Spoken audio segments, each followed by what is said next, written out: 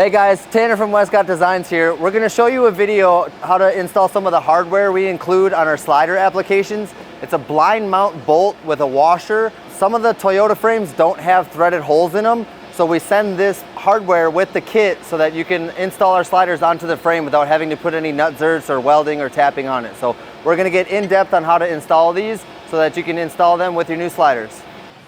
So this is our blind mount hardware. It comes with a bolt, a nut, and a washer. Your washer might not be exactly like this, but it's included in the kit and it varies per application. So what this bolt does is it has a hideaway key in it that when it's turned, it opens up and you're able to turn the nut, which then tightens against the frame plate.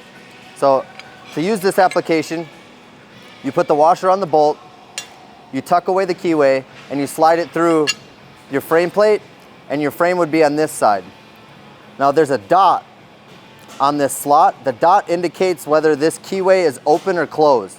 So if the dot is upwards, the keyway is closed.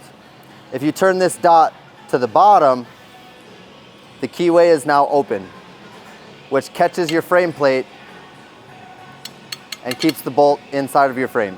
I'm going to show you how to do it in a real world application on one of our sliders on a new 6th Gen 4Runner. The tools required to do so are an 18mm wrench and a flathead screwdriver. Okay, so we're going to take our blind mount bolt and put our washer on the back side, locate our dot and point it upwards so that our keyway is closed. Now we're going to take our washer and slide it into the hole.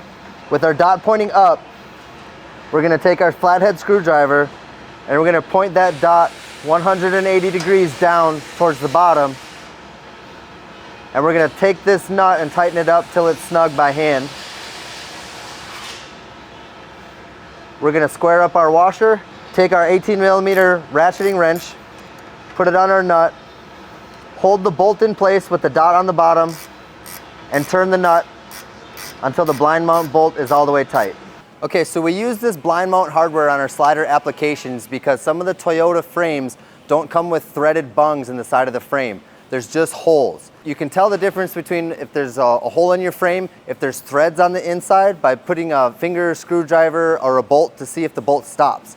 If the bolt goes all the way into your frame, there's no threads in there, and that requires a blind mount application. For more videos like this on applications and product installation, comment, like, and subscribe. Thanks, guys.